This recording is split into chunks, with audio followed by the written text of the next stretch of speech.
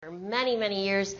Then was supported as a reading interventionist and instructional coach K-5, and then have been most recently supporting at the secondary level as an instructional coach. So it's my family. So there's Eric, my husband. We met at Grand Valley. And then we have our two boys, Grant and Lance, who are 13 and 10, almost 14 and 11 though. And I had the distinct privilege of teaching my oldest, our oldest, and so you see our class picture there where we're both in it. And what brings me here as far as this idea of feedback is just, it was one of those linchpin pieces for me that I gained a lot of clarity about that year that I had Grant in class. Because when you realize that you are not only someone's mother, that you are also their teacher, and that really whatever happens for this child is your responsibility. Like, it's my fault if I mess him up, because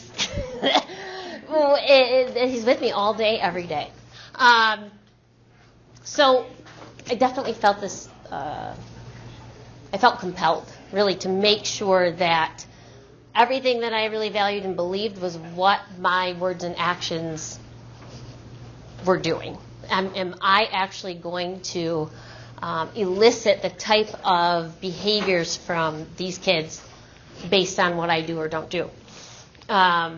So yes, it became very real for me. And then right down the hall was his younger brother, Lance. And I thought it was interesting because it was really this idea of preparing for the future and what we really want for our kids lifelong. It's not so much about just right now, but long-term flourishing is really what I wanted. It was at the forefront of my mind. And at the same time, this idea of together we can really was solidified for me as a learner, because while I was transforming things in the classroom, as a staff, we were also learning how to really open our doors and be more collaborative and welcome each other into each other's rooms, to be vulnerable and to continue learning and growing. We were doing that together at the same time that I was trying to create those conditions for the kids in the classroom. And then it just opened my eyes to, oh my, I actually know where their thinking is. And so now my influence is with the feedback I give. So our purpose, take a look at the cartoon.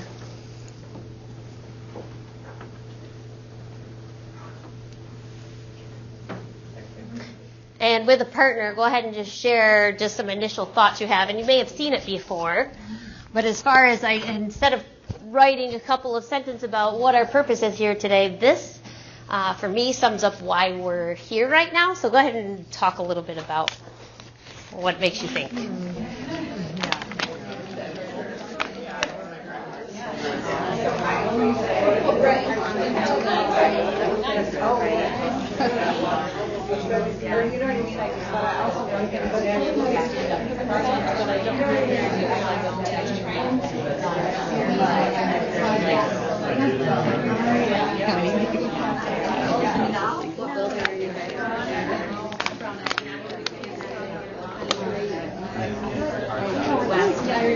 Yeah, were you here at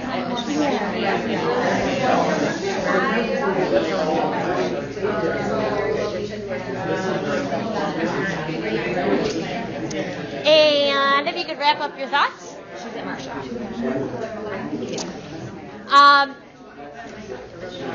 And just so we can get an idea of who's in the room, if I could get one bit of thinking from each table, and then we can just have one person share from your table, but then if each person could just share what is your name and where do you teach? Okay. Hi, my name's Tina Meislitz. I teach at Brown Elementary in Byron Center. And when we first read this, we were giggling a little bit about it, and it's kind of true. You know, you want your kids to be assertive and independent and strong-willed, and then in school they're expected to be something totally different than what you want them to be. We thought it was also kind of more like the old school way of thinking for kids, because I look at my class and I don't think that they're passive. You know, some of them not so obedient depending on the day. So it was just interesting to see that. So Yeah, thanks. My name is Danielle Cook. I teach at Brown Elementary and Byron Center as well. And yeah, we were just talking about that. Thanks. I'm Molly Ulrich. I teach kindergarten in Caledonia at Paris Ridge Elementary. Thank you. And then back here at this table, if someone wants to share out, and then go ahead and introduce yourselves. Well, my name's Robin Bentley. I'm the math specialist in my building in Grand Rapids, a K-5 building. And I was just saying, I have two daughters who I want to be nice and cooperative, and I do a really good job, I think, with that, but the assertive and independent, stand up for yourself part, yeah, not so much. So they're about to graduate from college and freshmen in high school, and they probably could use the skills that I'm probably not doing a very good job teaching. Thank you for sharing that. And then if you could go around. Thank you. I'm Sharon, and I teach second grade. And when I saw that, I thought of my children and my husband telling me my kids will want to do something, and I will ask them, usually justify, give me some reasons. I also have sometimes at home, and they'll give me some reasons, and I'll think, oh, no, I don't want you to do that. And then I question my husband, like, why won't they just do what I want them to do? And he's like, well, think about how you've raised them. You've raised them to be independent thinkers, problem solvers, but yet you have to kind of pick and choose. So when I saw that, I thought, yep, that's exactly my three kids. So There's a paradox, isn't there? Yeah. Okay. I'm Kevin Westrate. I am a principal at North Holland Elementary in West Ottawa. And actually what I thought at the end of it was I thought about some of our kindergartners who are just starting their school experience and how the range we have of some of those who are very compliant to everything, and some of them who are very independent and strong-willed and are still learning how to interact in the social environment of school. Thank you for that. I'm Jennifer Hopkins. I teach second grade at elementary school at West Ottawa. Thank you. And if we can have one person share out from the back table, and then the rest of you introduce. I'm Amy Bush, and I teach in Forest Hills. And when I looked at that, I have one of each child naturally, and I would like the more pliable, passive one to be more assertive, and the more assertive one less assertive. Thank you for sharing. I'm Danny Ayala. I teach at Lowell High School. Thank you. My name is Jordan Drake, and I teach 6th grade math at Lowell Middle School. I know some people there. Thanks.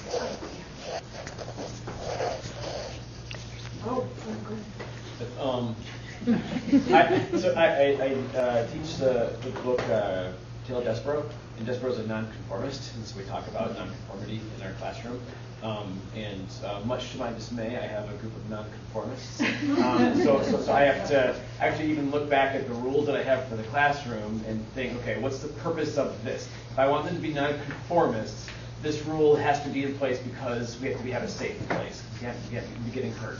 This has to be in place because we have to be able to get through a lesson. And so there's that balance then, and that force to think about the purpose of how I structure my classroom. I'm not trying to create a standard human. I'm trying to allow different humans to flourish in an environment, but still be effective together. I'm Nick Vanderhyde. I teach 4th grade at Alpine Elementary in Kenowa Hills. Thank you, Nick. Missy Gregory teaches 5th grade at Alpine Elementary. My name's Tracy. I'm a math interventionist at Alpine Elementary. I'm Julia Wortman. I teach at Valley Middle School in Village. And I'm Mark Moorhead. I teach 5th grade at Alpine Elementary in Kenowa. Thank you. This table. I'm Melissa Siegel. I teach kindergarten at Kent City Elementary. I'm Kim Stockhill. I teach 7th grade at Kent City. Tammy Zamitis, 4th grade at Kent City. Oh, lucky you.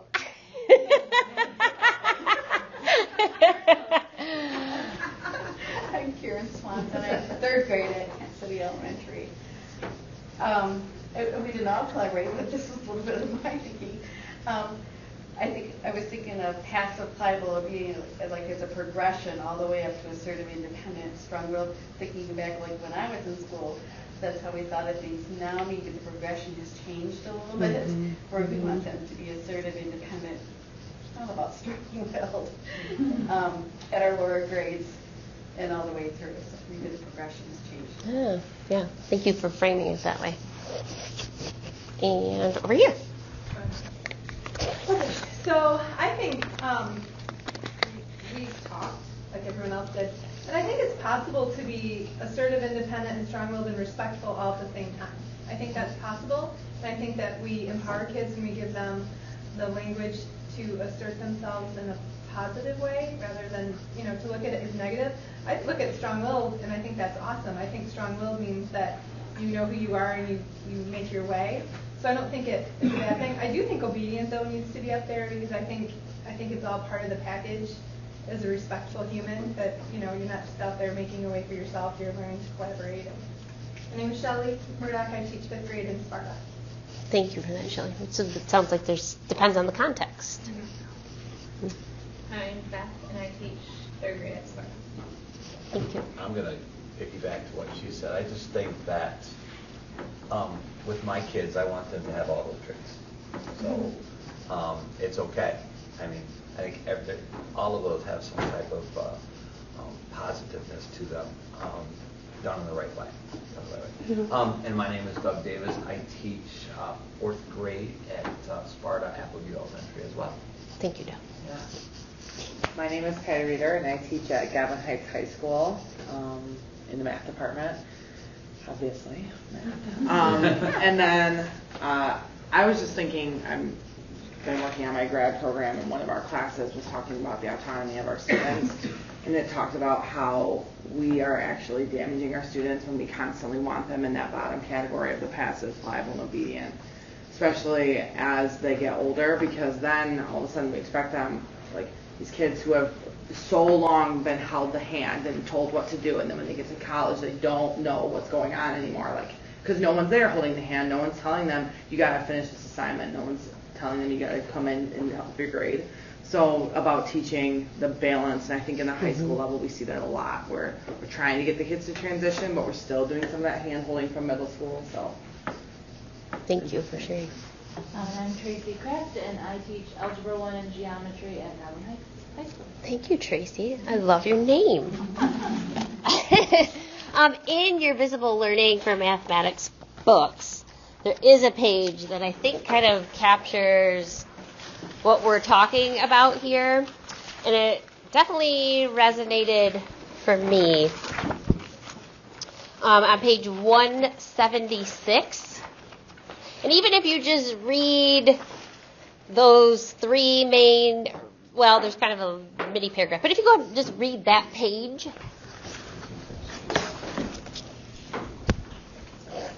(176) From the top?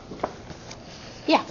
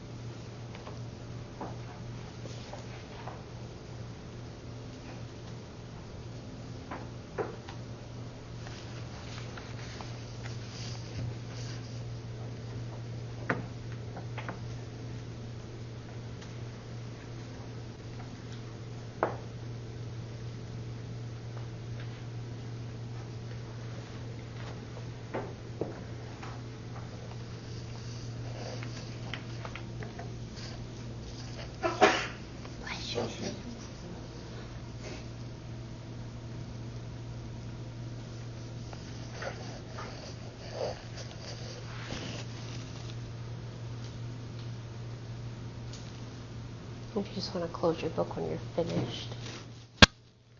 This would be a cue for me that you're ready.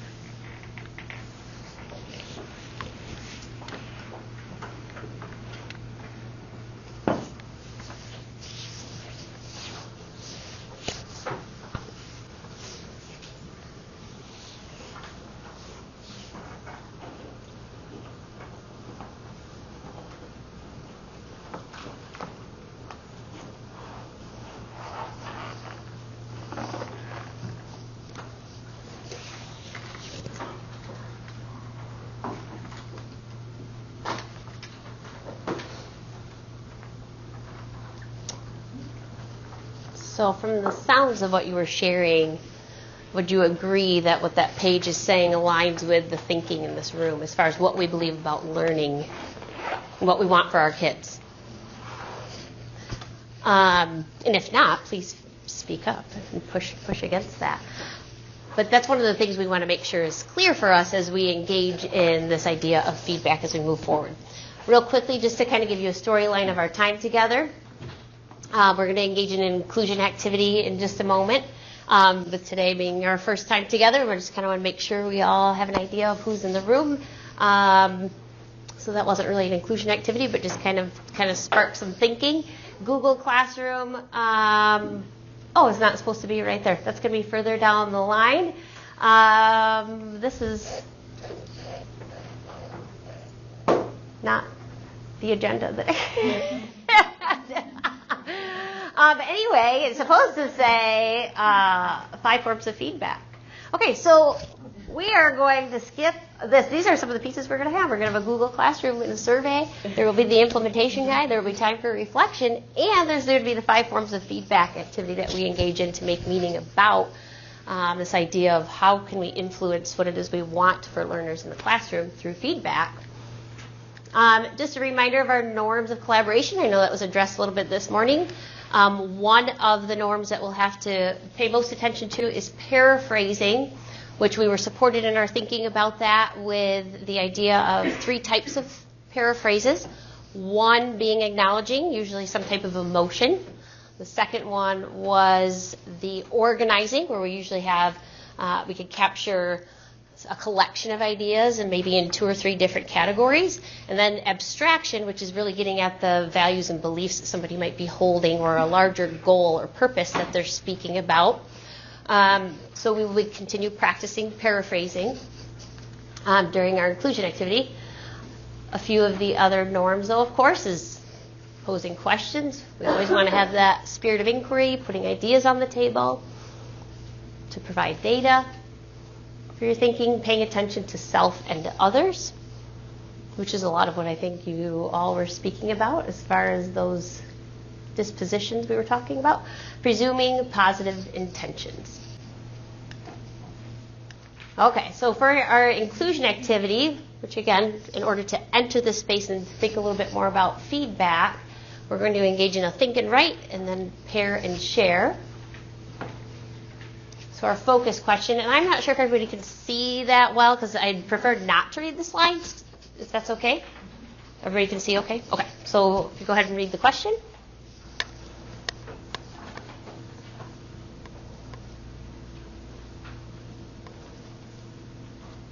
So if you want to just take 2 minutes just to jot down your thoughts in relationship to that prompt.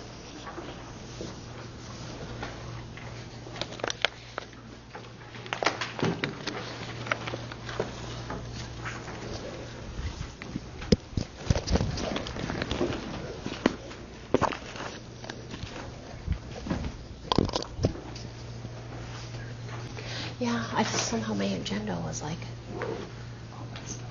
yeah. I'm like, what did I don't know what I did this morning. Minor detail. Everything's okay. Everything else is fine. I just think at like 1:15,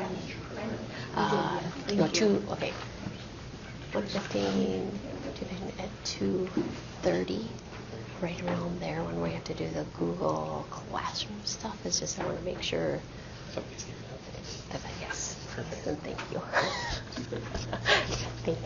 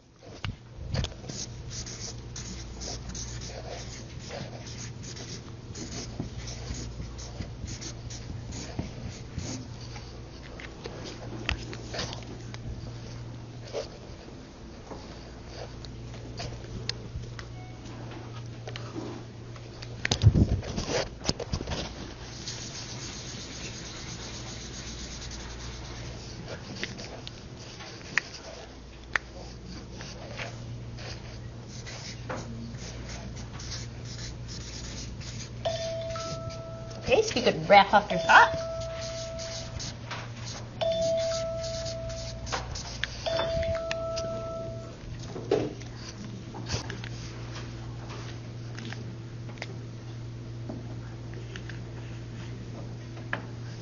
So the next step in the protocol is simply to find an eye contact partner somewhere else in the room, maybe someone you don't know yet, and identify who will be partner A and who will be partner B.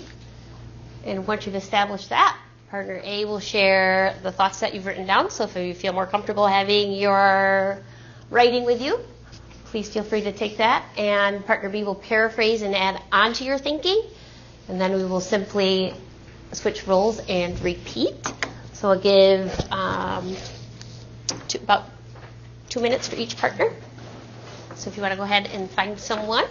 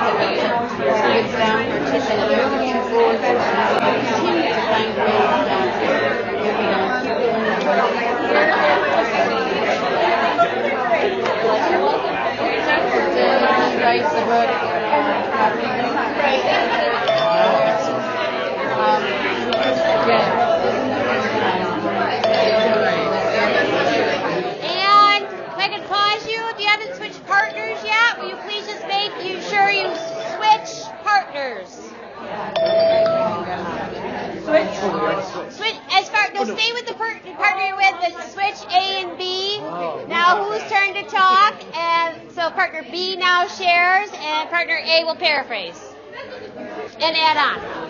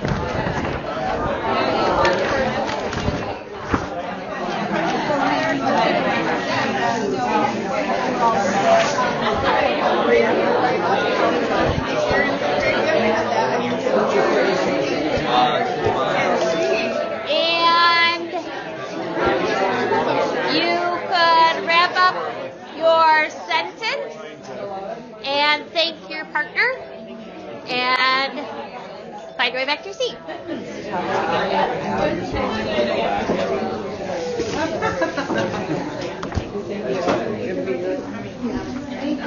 Thank you. If I could have maybe 3 people who are willing to share either what they talked about or what their partner shared. If I could have 3. So 1, Missy, thank you. 2, thank you. 1 more. Thank you. So we'll start there, back there. My partner shared with me that she's a high school teacher, and when she's returning her students' math, maybe assessments, she's not marking things right or wrong or giving percentages per se, but she's making notes of places where her students could become better at. I'm sure there's a better way of explaining it, but much like writing, where you're looking at a place where you could edit and be more successful.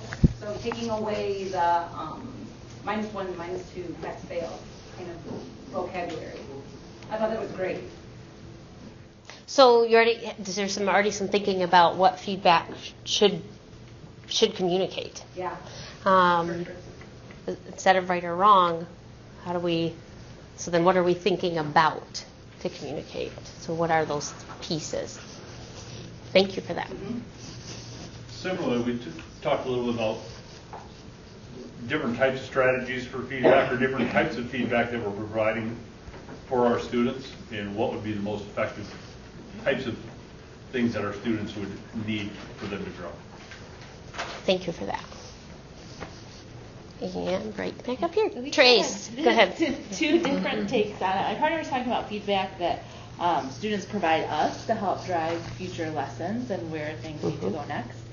Whereas I was thinking of feedback, like the feedback that I give students and how I can do it efficiently, but with have high quality, or you said the word meaningful. Like, how do I give meaningful feedback for my 135 kids in an efficient way? Yeah. And thank you for bringing that up. There are a couple different ways to think about feedback. But yes, the paying attention to the cues that students are giving us, or even soliciting feedback from them. And there's also the feedback that we share with them.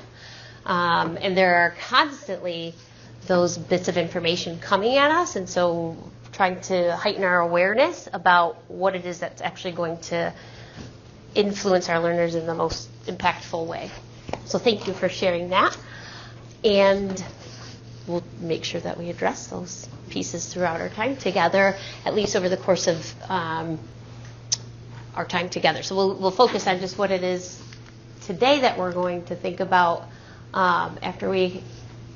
the yellow is today's, and then there will be the other 4 bullets we'll speak to over the course of the 5 days together. So go ahead and read those.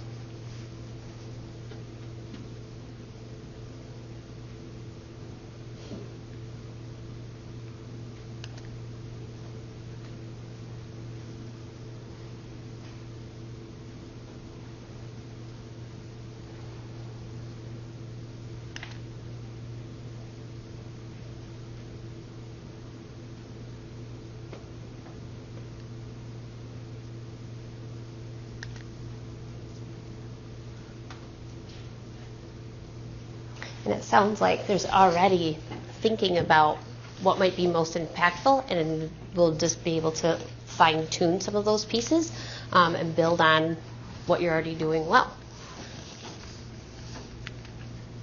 So for today, making sure we have success criteria so that you know you've met the outcome.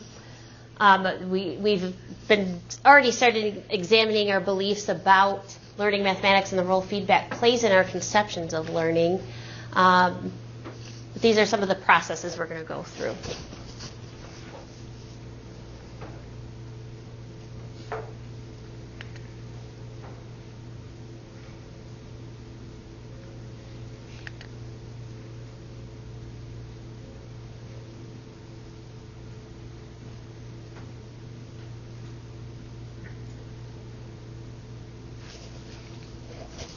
And so our earlier conversation kind of lent itself to this idea of compliance versus true learning. And this is paraphrase of the definition we heard earlier today from intentional interruption, that idea that true learning is a permanent change in thinking or behavior. So how do we ensure that students actually are going to take whatever it is that we're engaging them with and transferring that, so that it's not something that we covered and then they forget about it, but that stays part of who they are and they internalize the learning. Okay, so 5 forms of feedback is what we're going to engage in here. So we'll kind of go through this step by step, just so you can focus on one part of the task at a time. So first thing is to write 2 examples of feedback you've given recently, or one you've given and one you've received. So your choice. So take about 2 minutes. We'll see where you are.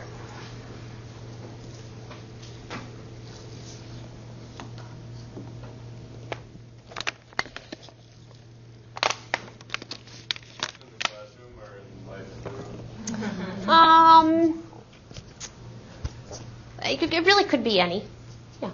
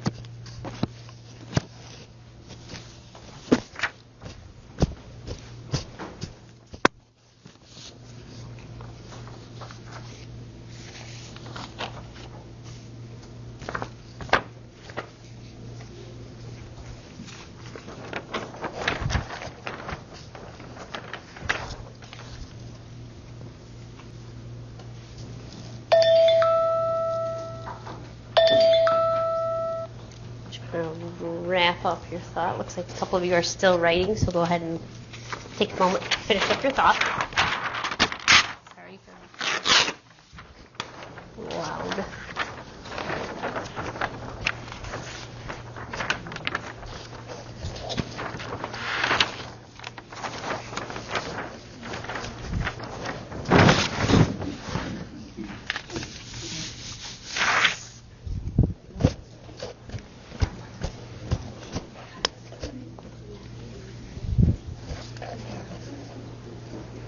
Okay, so when you're ready, take a look up here. Here's our next step.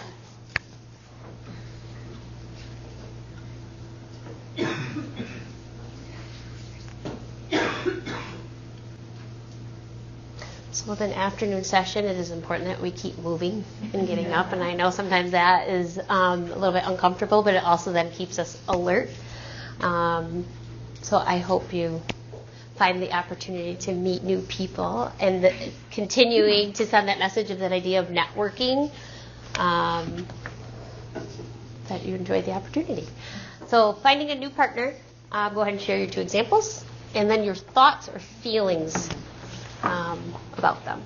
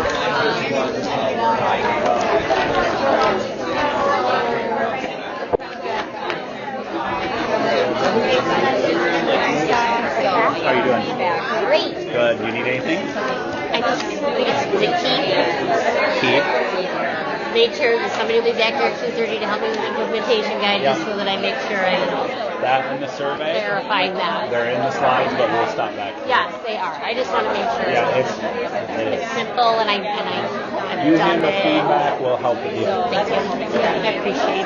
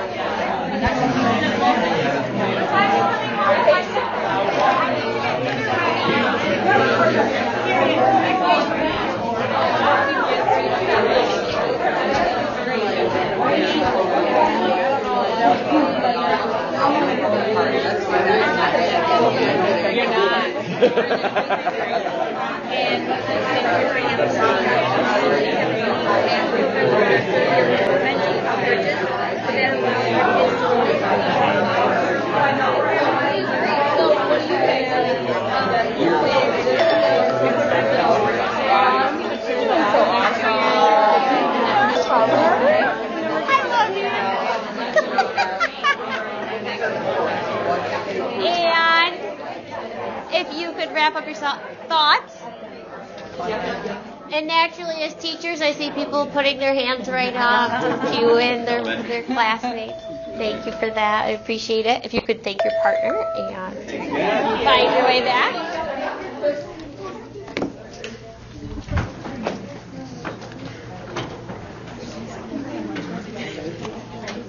Okay, so now I need 5 volunteers who feel comfortable scribing in front of the group. Thank you. Pick a color, any color.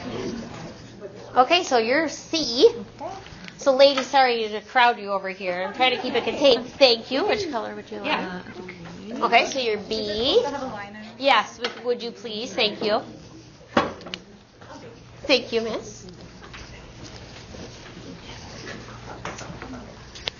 D, and if you would put a line under there.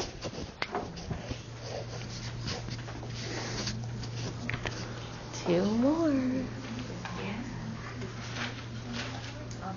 Thank you.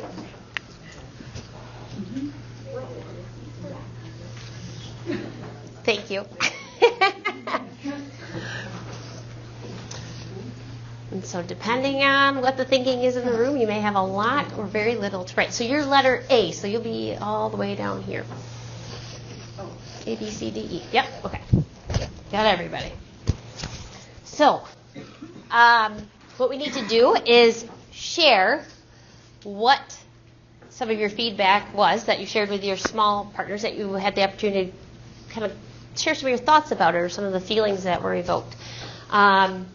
But now we're just going to chart them, and we don't have the categories named just yet, but we're going to see if we can find a pattern that might emerge. And I'm sorry, I know some of you might not be able to see the charts. There was kind of it wasn't easy to, I suppose maybe back there, but there's that. Anyway,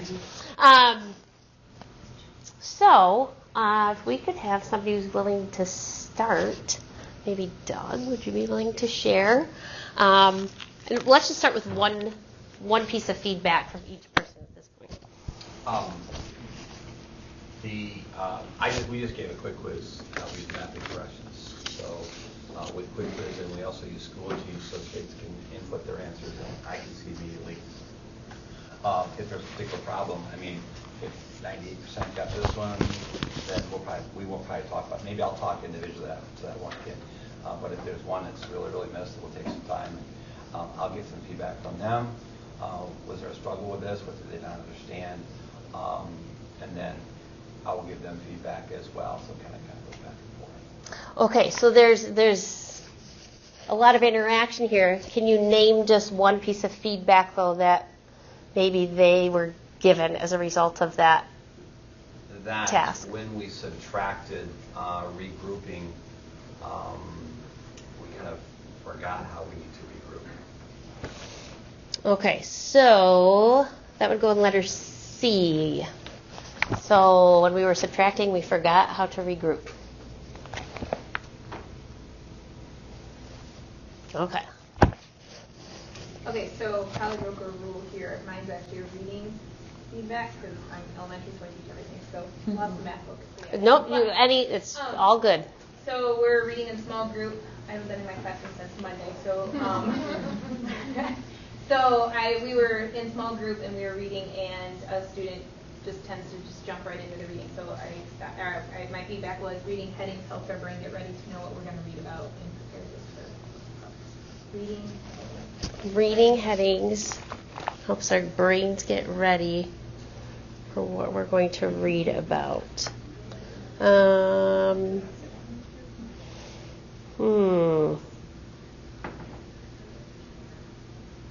I would say probably D.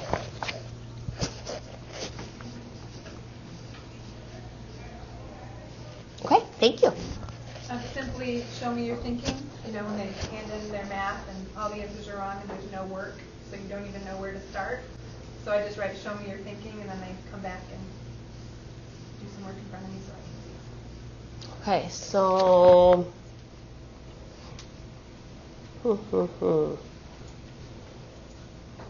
I really wish I had help with this because this is challenging my thinking now. Okay, so I would say maybe B.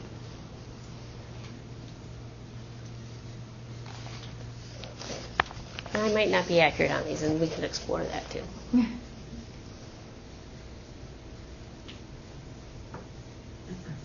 Okay, thank you. Giving back like an assessment and showing points off, and then specifically taking points off right where their mistake was, like circling their mistake and showing -1 right there. Okay. So like a circle with a -1, we'll put that in A. Just a -1 with a circle.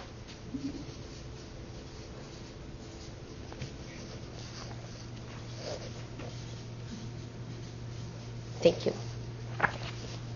I must have missed the vote because I'm just thinking like knuckles and high five. I mean, like when you're doing math talking to someone who doesn't talk.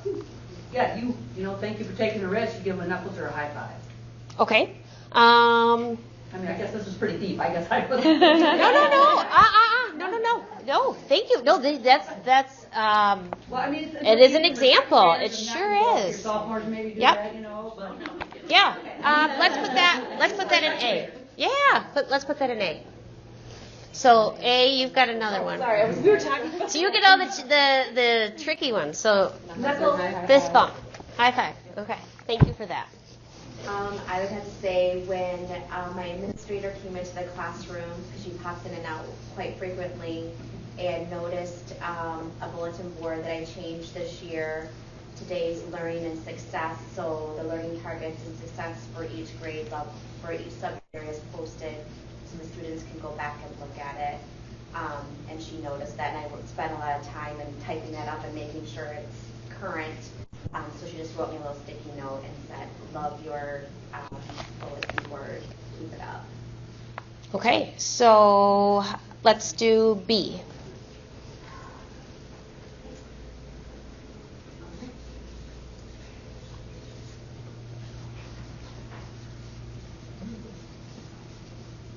Thank you for sharing. I was doing a number talk, asked a student to take a risk. I told her I'd help her, and she felt very empowered. And then I said, now you know, that is a great tool. And she smiled. So now you know that is a great tool.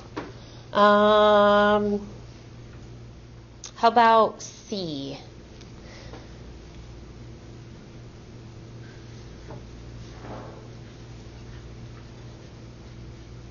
Thank you. Next table. I'll start. Thanks. I just gave a notice and wondering. I noticed we were splitting fractions, and I noticed you split the first two pieces into 3 pieces, and then the last piece in the whole you split into 2 pieces. And I'm wondering what would happen if you split them all the same. So you've got 2 parts there. So the first part's going to be D. The second part will be E. So if you want to repeat what you said for D, and then E, you'll be the second part. I noticed you split the last piece in the whole bit to the rest. I'm wondering what would happen.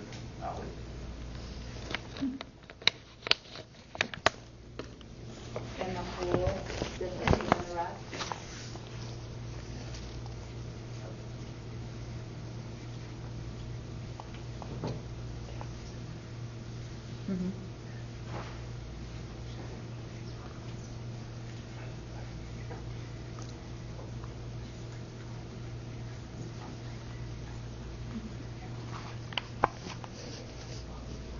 I wonder what would happen if you split them all the same.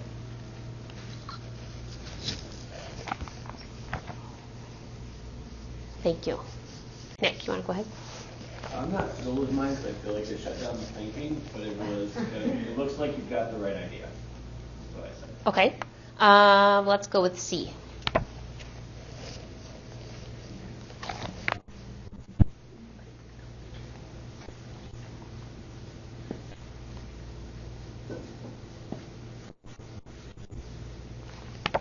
Thank you.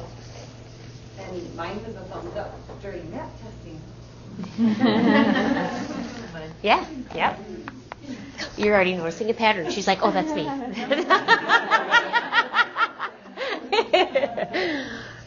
Renee. Mine was, I noticed in Tell Me More, working on a problem 5 times 6, and they drew an array. And so I said, I noticed that you drew an array with 5 in each row and 6 rows. And then I said, can you tell me more about how you came to your answer? So the D and E again.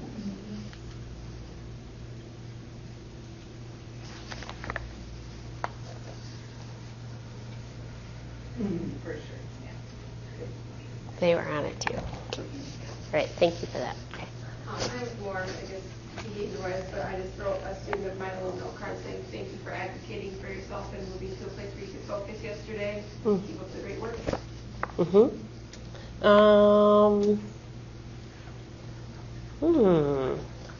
That one's. Let's split that into 2 parts. We'll do.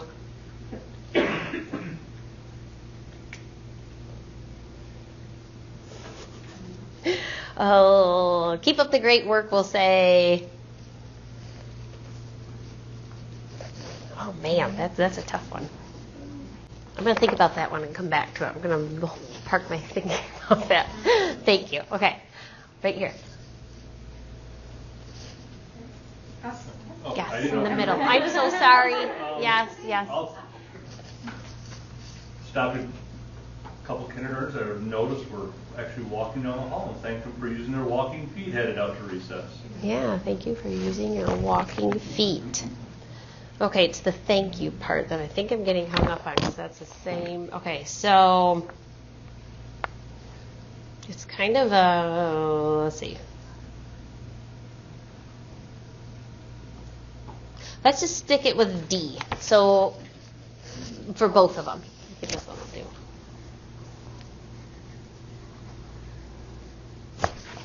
Can Can you remind me of the other? Yeah. Yes, will you repeat? Like, thank you for advocating for yourself. No. You said, thank you for advocating for yourself, moving to Another street. Yes. Sorry. So thank you for advocating for yourself and moving to a place where you could focus. Okay, thanks. Might be C. Do you want me to wait? Oh, you're doing the other one? Yeah, let's put that one in C. Okay, so C, yes, and you just got the walking feet, so yes, let's put the other one in C. Mm-hmm. By moving to a place where you could focus. Okay. Thank you. Okay. We were justifying a math problem during our math lesson, and a child was thinking through their problem and kind of stopped and then kept going. So my feedback was, it was impressive how you stuck with your thinking till the end, and way to go, you just persevered to relate the math practices. And then in our class, when something good like that happens, we do 2 claps to celebrate. Yeah. Okay, so she's got the 2 claps. Will you say it one more time? Sorry. Justifying. Yep. Answered. I had a student who was stuck and then he kept going. Mm-hmm. So he finally got done and finished. I said to him, it was impressive how you stuck with your thinking till the end. Wow, you just persevered through that. Let's do B. Is that right with the 2 claps? Yep. Yep.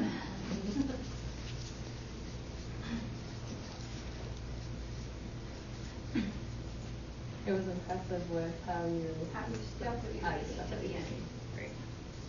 And then I identified that's called persevering. Oh, okay. That's called persevering.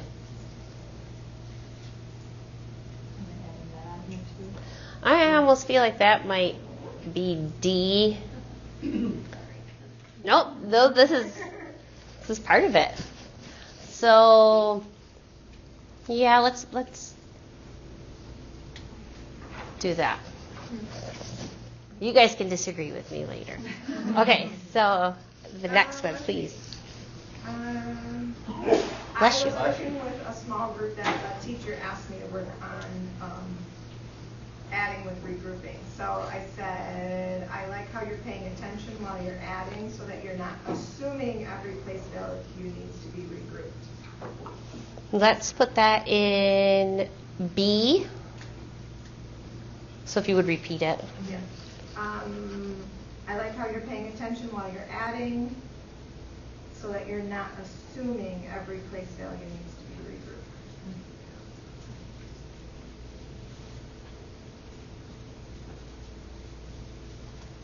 And the second half of that might be C, I think. So paying attention. So you're not assuming that every place value needs to be regrouped. Let's put that part there. You all are just very high-level thinkers and are just making me work. Thank you. Okay, and then thank you for sharing that. And to the back. I'm going to go with one that I received, and it was, Mr. Drake, that's wrong. Don't you love that? That's the best. So let's say C. You're wrong. I told a student, I love your willingness to disagree. Let's go with B.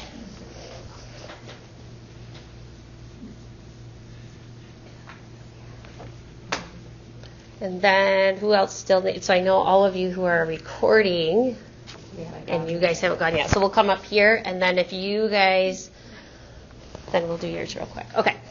So right here. I have the reading brain on, so I gave a compliment first. So I said I like how you were thinking about your character, and then I gave something for them to think about afterwards, and just said, like, do you have an inference about why you think that way?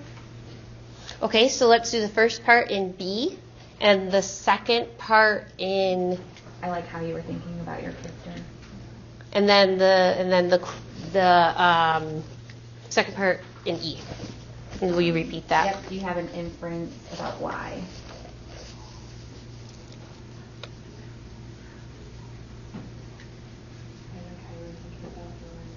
Character.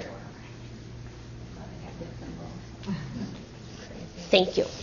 I was thinking of my number talk, and something that I use a lot is, what is another way you could solve this problem?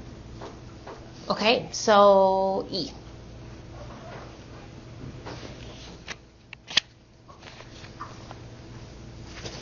And then you have one off the top of your head that you're I like to say thank you for making that mistake, because then that leads me to another teaching point. So if they get it wrong, I say, oh, thank you for making that mistake, so we can.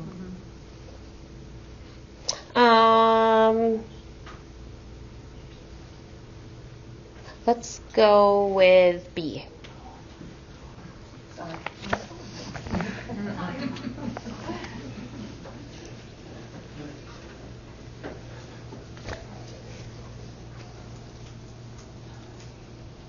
I'm kindergarten teacher, so I feel like 80% of my feedback is behavior right now. So I noticed you went to the rug the first time I asked. Okay, that would be D.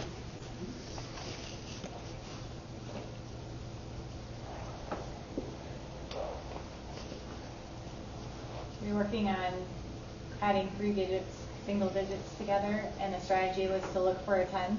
So I said to the student, I noticed that you circled 6 and 3. Can you show me how you got that answer? So 2 parts. So Miss, it's you again, and then Trace.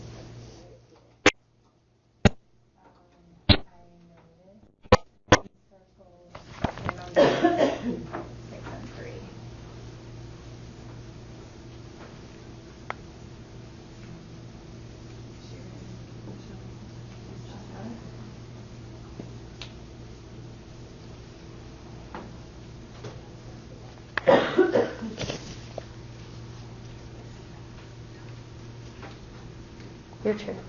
Oh. I like how you're tracking right under those words. Okay. Let's do B.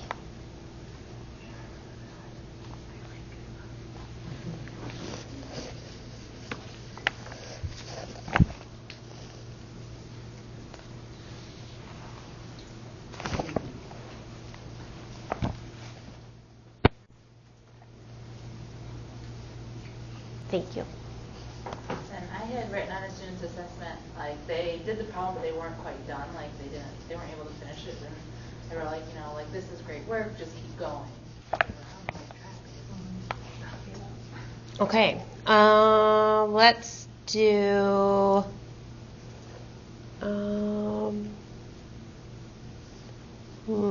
Let's do A.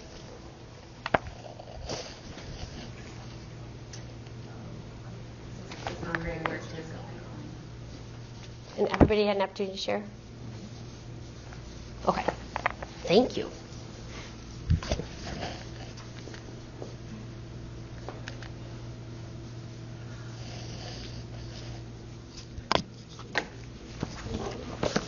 Thank you for scribing. I could not have done that without you. I had to think too hard about other stuff. Appreciate that very much. Okay, so the next part of this. Or are you going to need to walk over? You can sit right here too. It doesn't matter. Maybe just in case, because just in case we have to. Yeah, I don't. Okay, thank you. Thanks for being flexible. I appreciate it.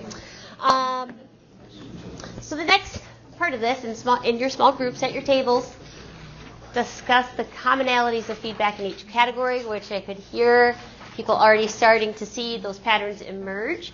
And so you're going to create a label, or you're going to classify each one of those categories. So there are some papers in the middle of your groups that look like this. It says 5 categories of feedback, A, B, C, D, E. And at the top, under each underlined letter, is where your group will write, you'll each write what you would label that category. Sorry, right?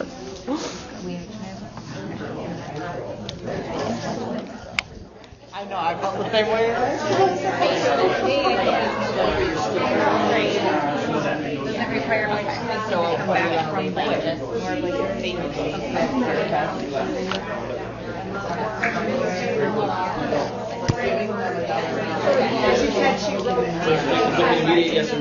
Yeah, let's call it mediated. Are you going to record for us? I like how you're paying attention while you're adding.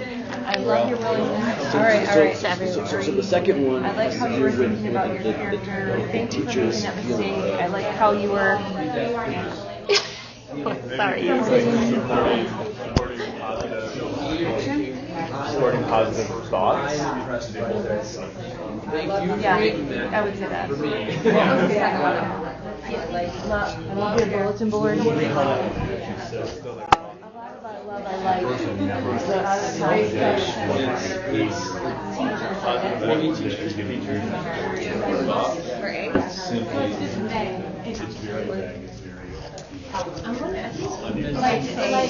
job.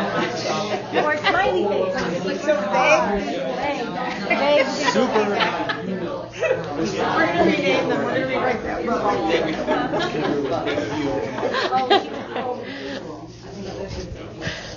I don't know where you help it, but just want to always like thinking outside the box, like show me another way. You did this, like expanding upon, like what's another way? No, it's not. Like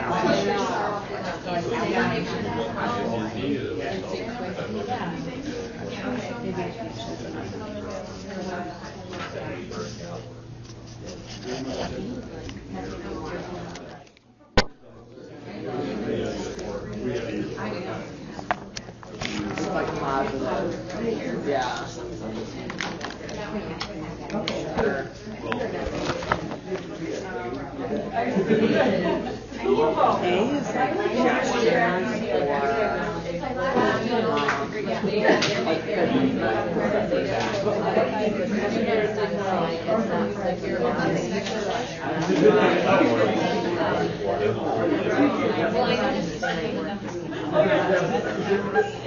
So gestures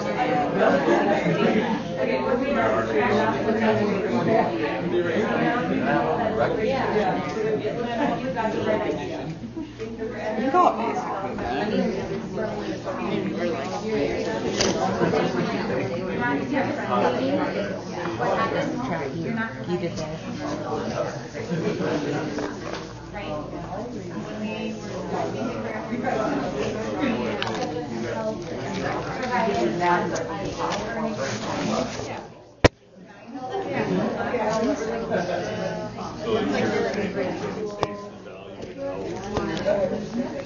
it's not really sorry. That's okay. Great feedback. When we were subtracted, we forgot to regroup. So now you know that's a great tool.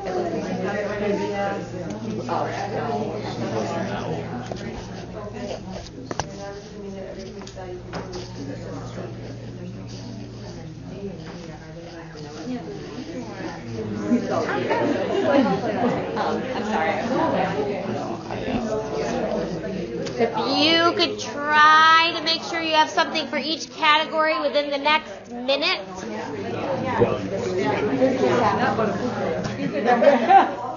Now you know that you don't have to regroup. Now we do. And you're doing it for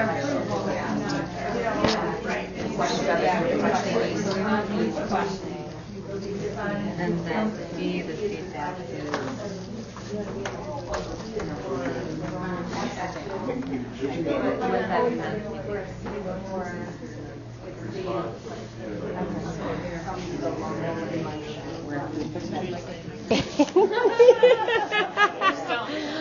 Oh, see, now I'm glad because I was struggling. Right, yeah. That's the one that's strong. Okay, so on this one, there's some people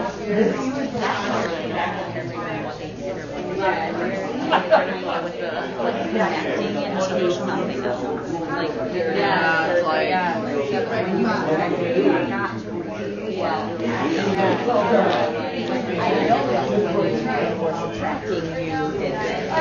did one straight up observation of like, here's what you're doing, what I saw, and then this one, like you said, almost putting a name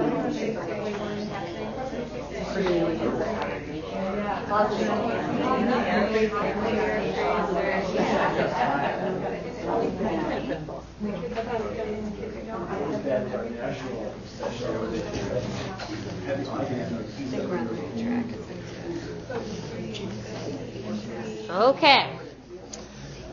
We're going to reveal. If a couple people just call out what you named this category. Media, yes or no? Okay. Okay. Okay.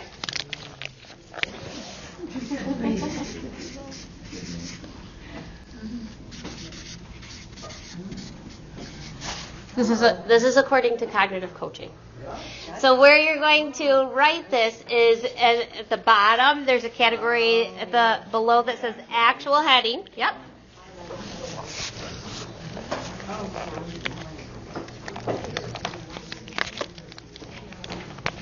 How about B? Teacher focus. Okay. And according to cognitive coaching, it says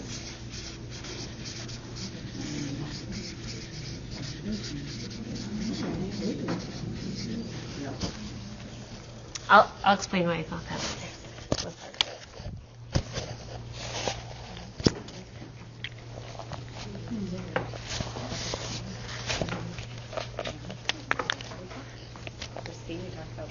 Okay. How about C? Factual. Connection. Student focus. Who's got a positive push? Mm-hmm.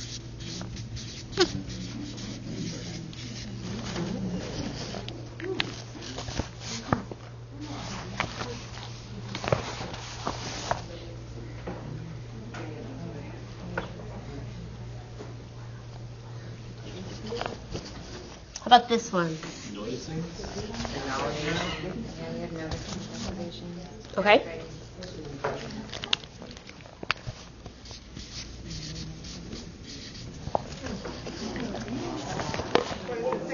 Data. Data. Data, data. Potato. Potato. And the last one. Wondering. And they refer to these specifically as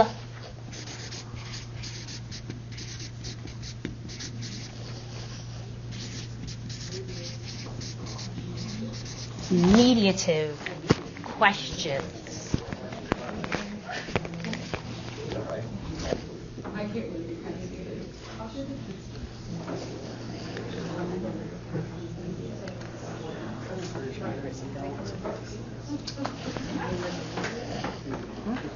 Okay. We are running short on time, so just want to make sure you have an example in each category. We were going to have each group come up with one, but if you just want to copy one of the ones that's already there, because if you're intentionally having to craft one, then you're purposefully trying to think of it from that lens. But if you want to just make sure you at least jot down some of the examples, and then I'm going to explain to you what it says about the different types of feedback and how they influence our thinking. So I don't know if you want to jot any notes about that, so you might want to leave some room. Everybody ready? I know some of you you're still writing a little bit, but just make sure we get to all the other stuff. Okay, so what it says about judgments. Judgments are comments that place a value, good or bad, on something, like good, fair, poor, outstanding, nice. A positive judgment may make the person feel good, but it does not support thinking. Additionally, if a person can give a positive judgment, that's an indication that he or she can also give a negative one. The anticipation of judgment, positive or negative, from another person not only works against the development of self-directedness, it also shuts down thinking.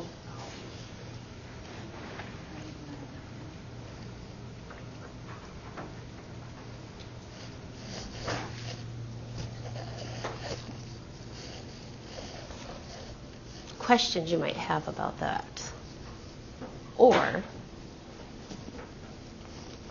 your own experience where you have a thought about it. Would you're wrong be a judgment then? Say that again, sorry. You're wrong, would that be a judgment then? Like instead of it being on inferences? Oh, okay. So, so this is where it gets tricky. Yeah. Okay, so I'll read the other ones, and you'll see where this gets a little confusing. Okay, so thank you for your question.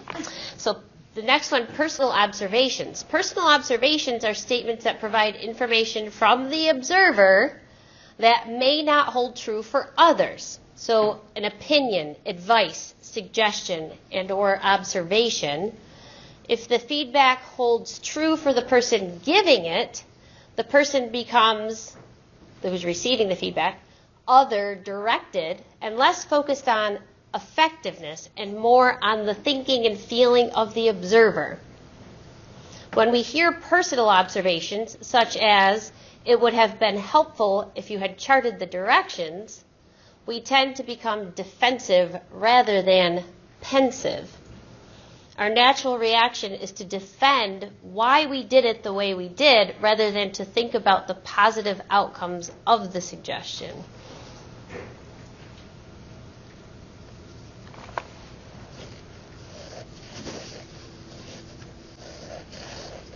So could you say, like, feedback like that teaches how to manipulate the observer instead of promotes the learner to change?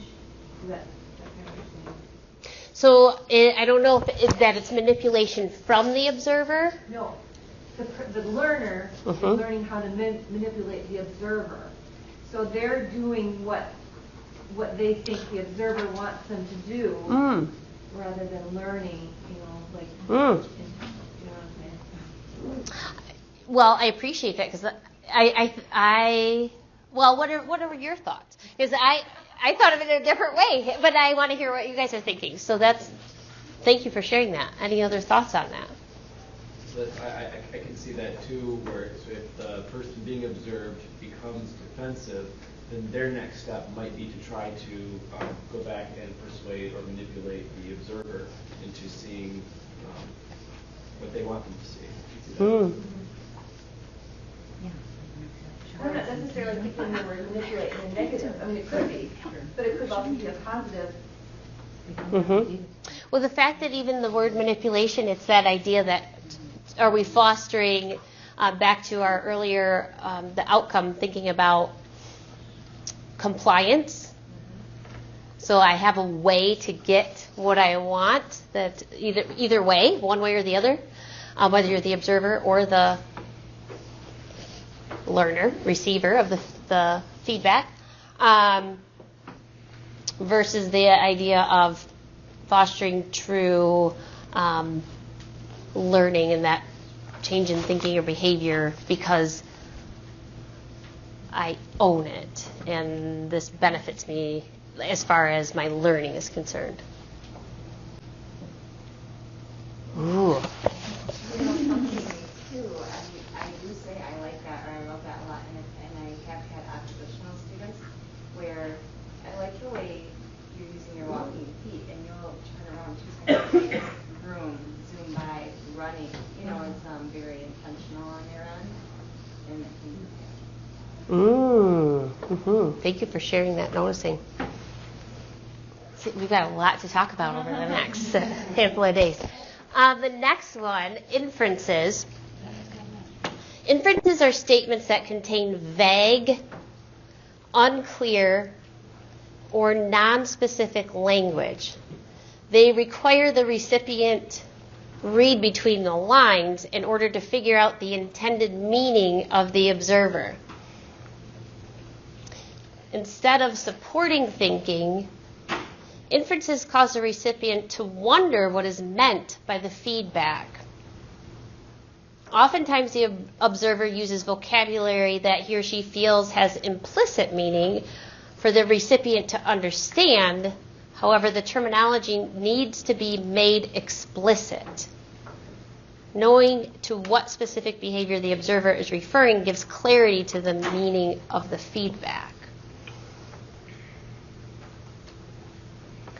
And that one seemed like a tricky one for people to name. Was a noticing that I had, like people were struggling with that one more so than the others. It appeared from that being one of the last ones people were.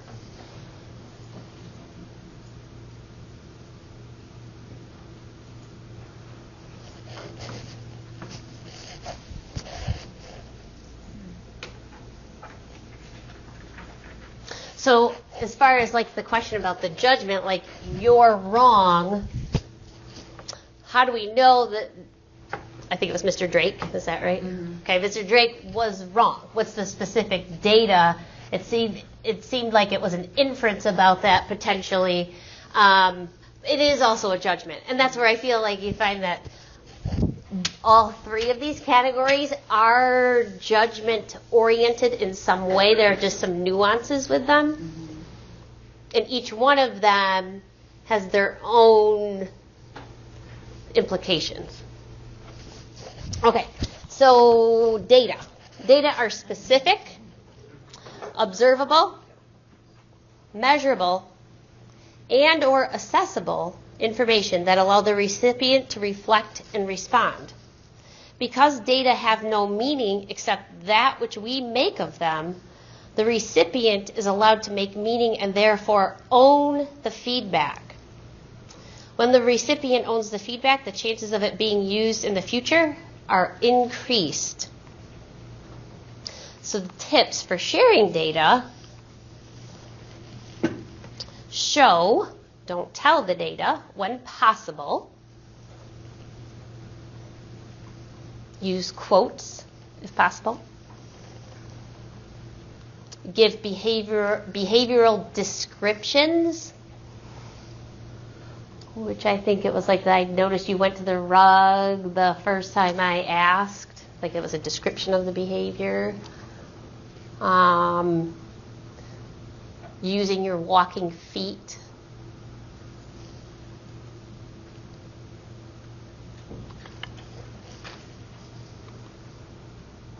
There are other pieces to that, but we'll continue to the last one. So that one's non-biased, whereas these ones we're imposing our own. Mm-hmm. Implicit bias. Mm-hmm. Mm-hmm. Mm-hmm. Yes, because I was whispering to my table that you think of feedback, and I'm going, there's no feedback that's good. It sounds like we set them up for failure for all those. I mean, even though I thought all those were good, positive feedback. No, not so much. I mean, that's my take back, and it's like, oh. It's basically showing the students what we value and imposing our beliefs and our agenda kind of upon them. And this is keeping ourself out of it a little bit. But I mean, I do all of them, but I mean, up to this point, you're going, oh. Mm-hmm. I mean, it's like, hey, I've been doing all those, and I do all of them, and it's like, if I've been doing more harming than good with that. I mean, that's just my own question. You're having an aha as we actually stop and take a look at and analyze, synthesize the information here. I had the same aha a while back, too, so I felt like this might be a helpful place to start. Yeah. But I don't think I don't think you should think about it as harm. What kid doesn't feel great when you give them a high five? Oh, yeah. It's not. That's what I mean. It's like, oh, he's smiling. Right. And some of those they're just saying it doesn't support more right. learning. Yeah. It's yeah. fun. Right. I understand it too. Not like it too. Mm-hmm. So thinking about when we use it, why we use it. A balance of what type. Mm-hmm. Knowing being aware of what message we want to send and which one we're sending depending on which type of feedback we share. So the last one is mediated questions. Mediated questions put the questioner between the person and their thinking. They are characterized by an invitation. So this is where you'll hear Rusty and Andrew and Marcus, and I hope that's what I'm doing the majority of the time. But approachable voice, plural forms, like what are some ideas you have about this? What are your hunches about? So that exploratory language. It has a cognitive focus and an intention. So there were a few that paired with the data. I noticed this, and I wondered this.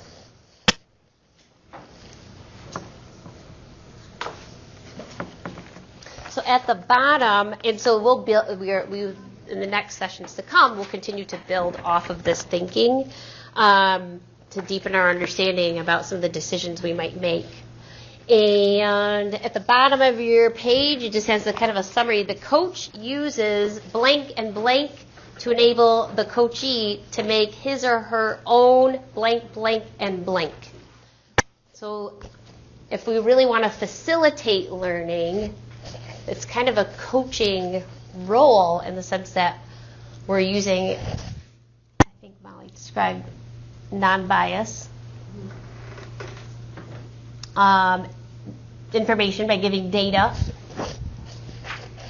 and posing mediative questions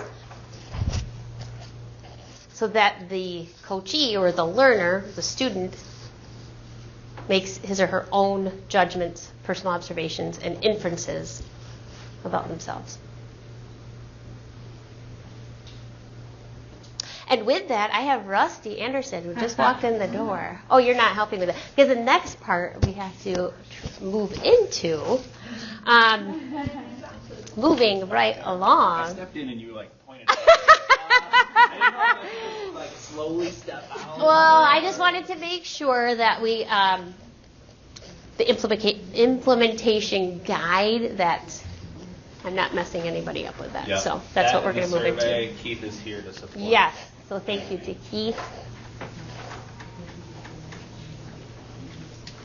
Okay, so this is what we're going to continue to explore and expand upon so that we can be as intentional as possible with our feedback. Oh, man. All right. Keith, thank you for being here. So we're going to... Do you want to hold on to your paper and tuck it into your book? And Google Classroom now. So we want to make sure we're taking some of the things that we're learning about here and how might we intentionally apply some of that thinking over the next month before we meet again. I'm going to turn it over to you. Thank you. Okay, so if you would, on your device, go to classroom.google.com.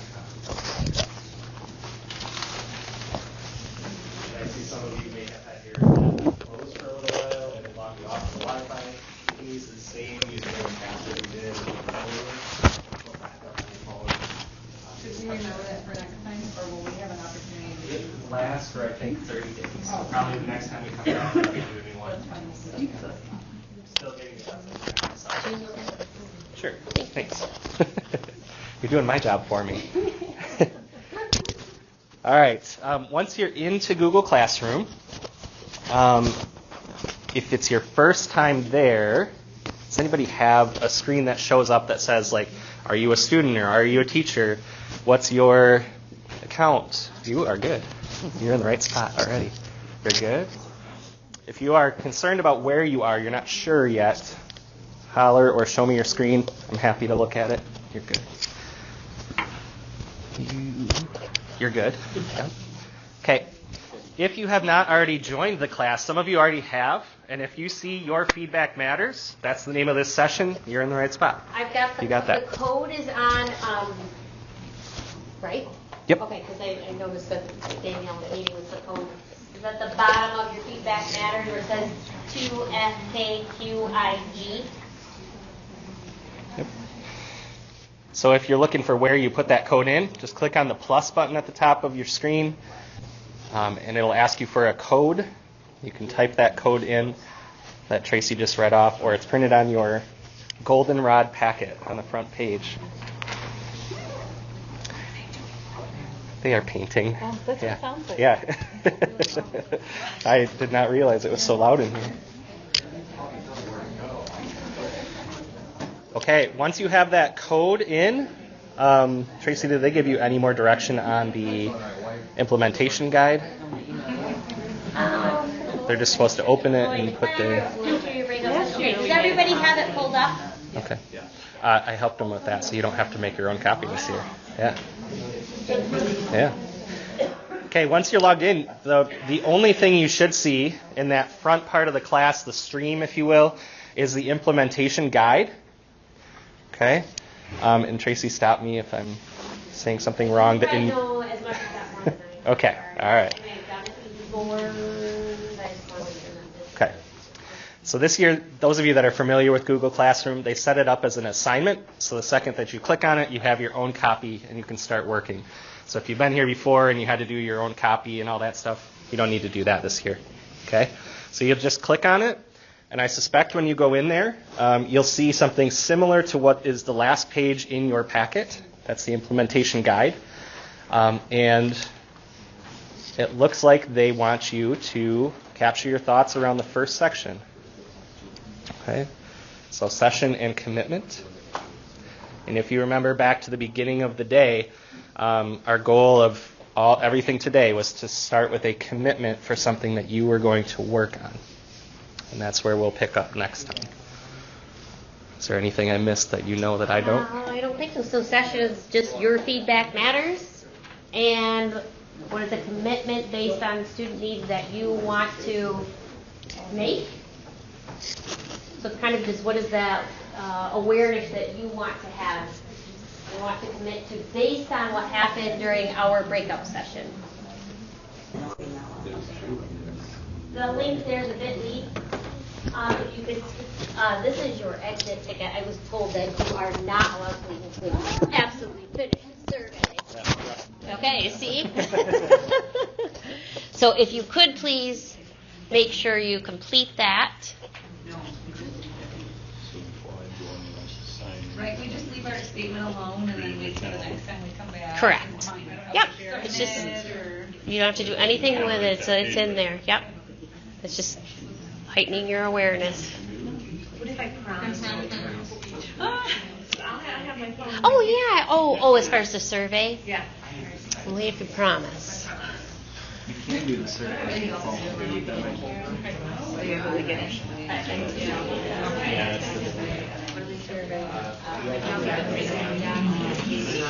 What did we do this morning?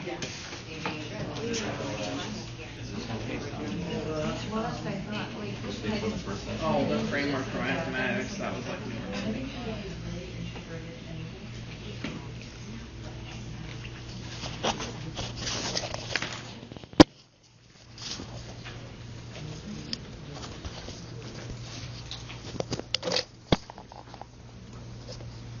We'll grab one of our tech guys and see if we can sort them out. There's just a couple that can't connect. Oh, to the internet. I'll be back.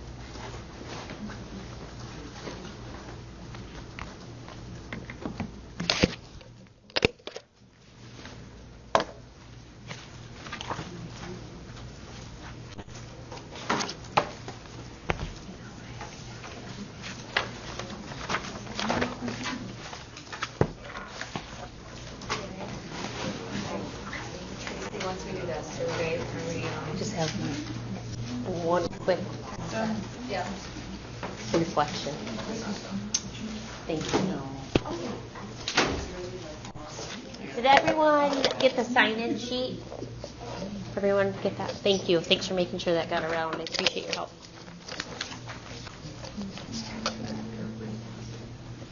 And if you are finished with your reflection, if you're not done with your reflection, of course, finish that up. Or your survey. I'm thinking ahead. And this really goes right along with the commitment you may have made. But just want to make sure we have that opportunity to reflect our internal thinking aloud. What might I need to stay conscious of in the next month about myself for students to continue to be successful? So if you want to stay seated, you are welcome. And otherwise, if you want to stand up, and you can share with your group.